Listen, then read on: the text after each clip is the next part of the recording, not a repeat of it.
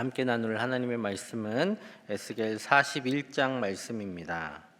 이 새벽에 나오신 사랑하는 성도 여러분들께 오늘 하루도 하나님께서 함께 하시고 또 교제하시는 귀한 은혜가 있기를 간절히 소망합니다. 오늘 41장 말씀 읽었는데 이제 사실 글로 읽긴 했지만 일종의 설계도가 이렇게 딱 붙어 있다라고 생각하시면 좋을 것 같습니다. 41장은 이제 지성소와 성소, 즉 성전 전체 건물들 중에 가장 핵심되는 예배의 핵심되는 건물에 대한 규격이 등장을 합니다.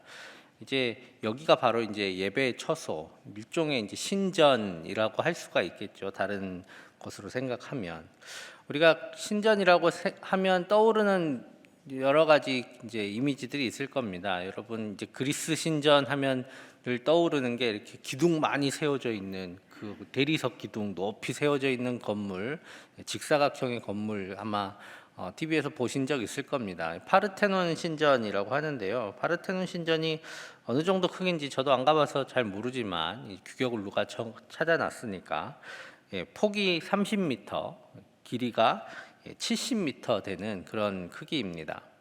그리고 성경에 나오는 그 바벨론 그리고 느부갓네살 왕, 바벨론의 느부갓네살 왕이 자기가 섬기는 신을 위해서 신전을 세웠다고 합니다. 그래서 그것도 아주 신비다라고 얘기하는데 얼마나 큰 신전이었냐면 가로 세로가 90m 그리고 높이도 90m라는 아주 큰 신전을 만들어서 자기가 섬기는 신에게 바쳤다라고 합니다. 엄청난 크기 신전이죠. 그리고 120년 전에 지었는데 지금 서울 명동에 가면 명동 성당이 있습니다. 이 명동 성당은 얼마나 클까? 들어가 보신 분도 계시겠지만 그 제법 크잖아요. 폭이 그것도 한 30m 되고 길이가 70m 정도 됩니다. 미터로 계속 얘기하는 게 잘 모르시겠죠. 그래서 오늘 한번 성전의 크기는 어느 정도 될까 한번 생각해 봤으면 좋겠습니다. 에스겔 성전 환상 속에 나타나는 이 성전의 형상은 이 성막이나 솔로몬의 성전과는 그 모습이 많이 다릅니다. 성전 전체 모습을 이렇게 보면 예전에 솔로몬이 지었던 성전은 사실 성전 건물과 약간의 부속 성기구들이 들어있는 정도의 그 공간을 마련해 놨는데 지금 이 에스겔의 환상 속에서 나오는 그 성전은 굉장히 지대도 크고 또 여러 가지 부속 건물들도 많이 나타납니다. 그런데 가장 중요한 곳인 이 성소와 지성소는 어떻게 나타나는지 오늘 2절하고 4절 한번 읽어보도록 하겠습니다. 먼저 2절 같이 읽겠습니다. 그 문 통로의 너비는 10척이요 문 통로 이쪽 벽의 너비는 5척이요 저쪽 벽의 너비는 5척이며 그가 성소를 측량하니 그 길이는 40척이요 그 너비는 20척이며 여기가 성소입니다. 4절 읽겠습니다. 그가 내전을 측량하니 길이는 20척이요 너비는 20척이라 그가 내게 이르되 이는 지성소니라 하고 그러니까 지성소는 20척 20척 그리고 성소는 20척 그 다음에 40척 이렇게 되어 있습니다. 그러니까 지성소와 성소는 이렇게 한 번에 이어져 있기 때문에 중간에 이제 벽 하나를 두고 마주한 공간입니다. 그래서 총 길이는 60척, 너비는 20척이죠. 20척이 어느 정도 되냐면 척은 보통 45cm 정도 되니까 그냥 대략 잡아서 50cm 생각하시면 되겠습니다. 그래서 폭은 어느 정도 되냐면요. 보니까 제가 교회 설계도를 찾아봤어요. 어느 정도 되냐면 이쪽 단에서 이쪽 단 끝까지가 한 10m 정도 됩니다. 그리고 30m, 그러니까 60척이니까 30m가 길이가 되는데 길이는 어느 정도 되냐면 이쪽 벽에서 저 뒤에 문까지 길이가 30m 정도 됩니다. 그러니까 대충 보면 요만한 건물이겠죠. 이게 크다고 생각하면 엄청 크지만 사실 또 요즘 생각하면 그렇게 큰 건물은 아닙니다. 심지어 솔로몬 성전이다라고 하면 그 당시에 가장 강대했던 나라, 그 금동에서 제일 힘있던 나라, 돈 많은 나라가 지었던 공간치고는 그렇게 크지 않다라고 생각하면 됩니다. 평수로 치면 한 70평 되는 거예요. 70평 정도의 건물, 요즘 이제 개인도 그 정도 건물에서 사는데 성전을 짓는다고 하면서 그 정도 크기로 지은 것은 그렇게 크지 않다라고 볼 수 있습니다. 보통 많은 사람들은, 그리고 과거에 그 힘있던 사람들은 자기가 섬기는 신을 어떻게든 크게 보이기 위해서 자신들이 할 수 있는 대로 최대한의 크기로 신전을 지었습니다. 그런데 오늘 하나님께서는 자기를 예배하기 위한 처소를 직접 말씀해 주셨습니다. 성막을 지을 때도 그렇고 오늘 에스겔 환상 속에서도 그렇고 하나님께 예배하기 위한 공간은 하나님께서 직접 정해 주셨습니다. 너희들 마음대로 크게 짓지 말고 이렇게 지어라 라고 말씀해 주신 것이죠. 하나님께서는 그 말씀 가운데, 성소의 크기 가운데도 하나님 자신의 성품과 또 하나님께서 원하시는 바를 담아두고 계십니다. 여러분, 이 작은 공간이지만 사실 제가 이렇게 혼자 서 있잖아요. 지성소라는 공간은 10m, 10m의 공간입니다. 저랑 이 단 전체, 지금 여러분과 저희와의 사이 정도 되면 이 지성소 공간이 되는 겁니다. 그렇게 넓지 않죠. 이 단 하나만 딱 서 있어도 이 전체 구조가 좀 안정적으로 보일 만한 그렇게 넓지 않은 공간입니다. 이 안이 바로 하나님께서 계시다라고 상징되는 지성소라는 공간이고, 그 외에 공간은 바로 하나님 앞에 예배하러 나오는, 이제 당시 성전에서는 제사장들이 하나님께 예배하기 위해 나오는 그런 공간이었습니다. 이 작은 공간을 하나님께서, 이 세상의 왕이시고 만왕의 왕 대신, 이 세상의 창조주 대신 하나님께서 이 공간 안에 머무시겠다 하신 그런 공간입니다. 그런 공간치고는 너무 초라하지 않습니까? 너무 작아요. 심지어 애초에 하나님께서 처음에 알려주셨던 성막은 이거의 반밖에 되지 않습니다. 공간으로는 4분의 1밖에 되지 않아요. 아주 작은 공간이죠. 그 공간을 하나님을 예배하는 장소로 말씀해 주셨다라는 것입니다. 왜 이렇게 작고 어떻게 보면 초라한 장소로 하나님을 예배하도록 하셨을까요? 사실 에스겔의 환상 속 성전 지대 자체는 엄청 넓습니다. 가로 세로가 250m나 돼요. 그럼 엄청 넓은 공간이잖아요. 그런 큰 공간 가운데 성소와 지성소, 정말 핵심되는 예배의 처소는 아주 작습니다. 그렇게 만들어 주신 하나님의 뜻은 무엇에 있는가? 그것은 바로 이 하나님께 예배하는 이 자리는 하나님의 크심을 드러내는 공간이 아니다라는 겁니다. 하나님께 예배하는 공간은 바로 하나님과 하나님의 백성들이 만나는 장소입니다. 그렇기 때문에 지성소, 아주 하나님께서 계신 공간을 상징하는 그 장소도 작고, 바로 하나님께 나오는 예배의 자리로 나오는 성소의 자리는 또 그렇게 좁지 않게, 사람들을 생각하면 그렇게 좁지 않도록 하나님께서 만들어 주셨습니다.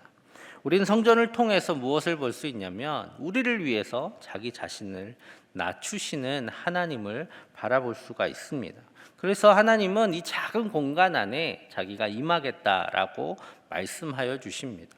바로 이 땅에 임하셔서 자기의 백성을 만나시는 하나님, 자기를 낮추시고 자기를 비우시는 하나님을 우리는 만나게 되는 것입니다.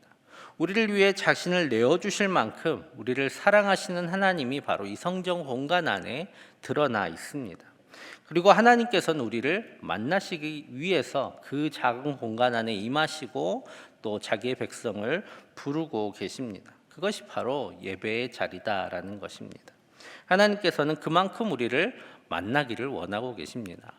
그래서 여러분, 만약에 이 신전을 만들어 놓고, 큰 엄청나게 웅장한 신전을 만들어 놓고, 그래서 가슴이 떨리도록 이렇게 웅장한 그런 공간을 만들어 놓으면 사람들이 그 공간 안에 압도되어서 하나님을 만나러 나오기가 쉽지 않겠죠.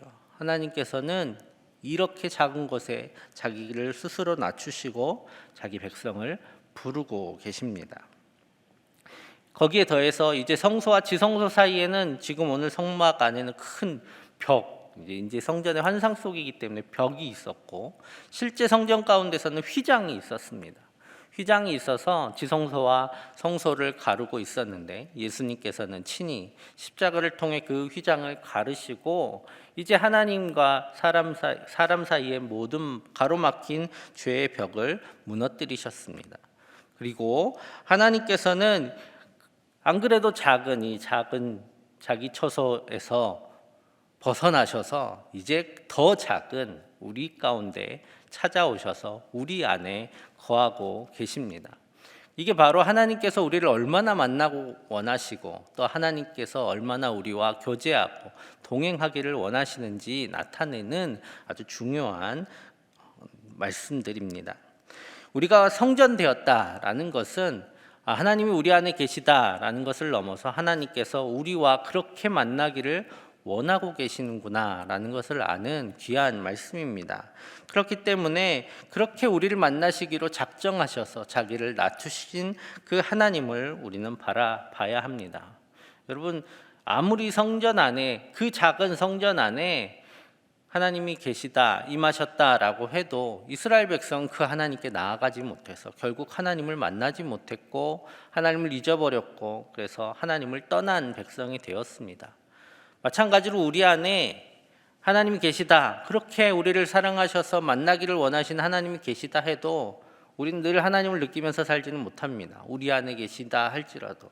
왜냐하면 우리는 여전히 하나님께 나아가기 위해서는 예배하는 자의 마음으로 우리의 마음과 우리의 정성을 다해서 하나님을 만나기를 원하고, 또 그렇게 나아갈 때에 우리는 하나님을 만날 수 있기 때문입니다.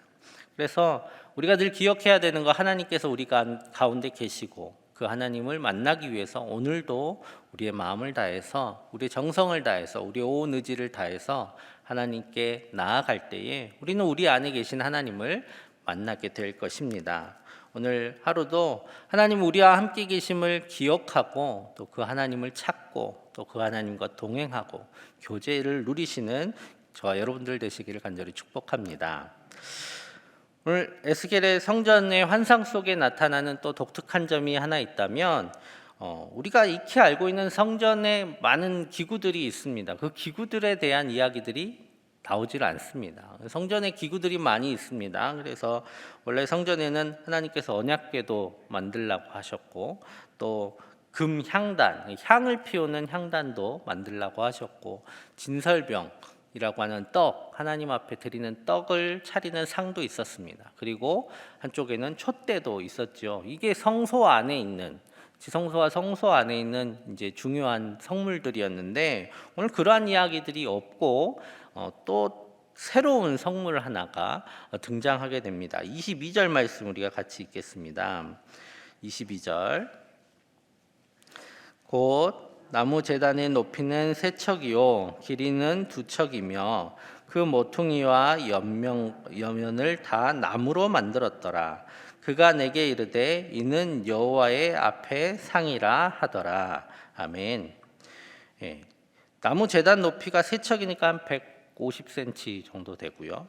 그리고 길이는 2척이다 했으니까 1m 정도 되는 겁니다. 크지 않은 그런 상이 이렇게 벽에 붙어 있었던 것이죠. 이게 바로 여호와 앞에 상, 하나님 앞에 차려놓은 상이다라는 겁니다. 그 위에 뭐가 있는지는 정확하게 알 수 없어요. 왜냐하면 이것은 만들어진 성전이 아니고 에스겔이 환상 속에 봤던 성전인데, 그 안에 이러한 성물이 있더라라는 겁니다. 이러한 기구가 있었다라고 얘기합니다. 자, 이 상은 그러면 어디에 쓰였던 상이냐? 바로 제사장들이 하나님께 일종의 수종드는 자리, 하나님과 교제 가운데, 하나님이 마치 식사를 하실 때에 하나님 앞에서 이렇게 먹을 것을 챙겨드렸던 그런 자리다라고 말씀하고 있습니다. 에스겔 44장 16절을 제가 읽겠습니다. 그들이, 여기선 제사장입니다. 내 성소에 들어오며 또 내 상에 가까이 나와 내게 수종들어 내가 맡긴 직분을 지키되 라고 말씀하고 있습니다. 여기서 이 상이 바로 여기서 봤던 이 상을 의미를 합니다. 하나님께서는 아주 일찍부터 사람과 교제를 나누실 때 먹는 것을 아주 좋아하셨습니다. 그래서 이스라엘 백성과 처음 언약의 교제를 나눌 때에 어떻게 하셨냐면 산에 올라와서 밥을 먹게 하셨어요. 식사 교제를 그곳에서 나누십니다. 그리고 제사 가운데 이 화목제라는 제사가 있는데, 화목제는 하나님 앞에서 감사함으로 드리는 제사인데, 그것도 하나님께 제물을 떼어드리고 또 남은 제물을 사람들이 함께 나누어 먹는 형식, 그래서 하나님과 사람이 함께 식사를 하는 그런 형식으로, 그런 모습으로 제사를 지내는 것을 볼 수 있습니다. 그리고 하나님 앞에 늘 진설병이라는 떡이 들어갔습니다. 그래서 이 떡을 하나님 앞에 드리고 난 다음에 또 계속 둘 수는 없잖아요. 그러면 또 새로운 떡을 드리고 남은 떡은 가지고 와서 제사장들이 함께 나누어 먹었습니다. 그리고 예수님도 그렇게 그런 모습들 많이 볼 수 있어요. 예수님에 대한 성경 이렇게 읽어보시다 보면 예수님은 맨날 어디 가서 그렇게 뭘 드세요. 사람들을 만나면 같이 식사를 하고 또 이야기하면서 식사를 하고, 심지어 먹을 것이 없으면 만들어서라도 먹이시면서 교제를 나누시는 예수님의 모습을 우리는 성경에서 볼 수 있습니다. 그러한 예식이 이제 우리 교회 가운데 어떻게 남았냐면 성찬식이라는 형태로 우린 여전히 하나님 앞에서 함께 먹고 마시고 있습니다. 예수님은 이런 먹고 마심을 우리 가운데 예전으로 남겨주셔서 우리 가운데 어떤 하나님의 말씀을 주고 계십니다. 우리가 매일매일 하는 절대 잊지 않는 행동, 특별한 일이 아니면 꼭 하는 행동이 바로 먹고 마시는 겁니다. 사람이 살기 위해서는 늘 먹고 마셔야 하지요.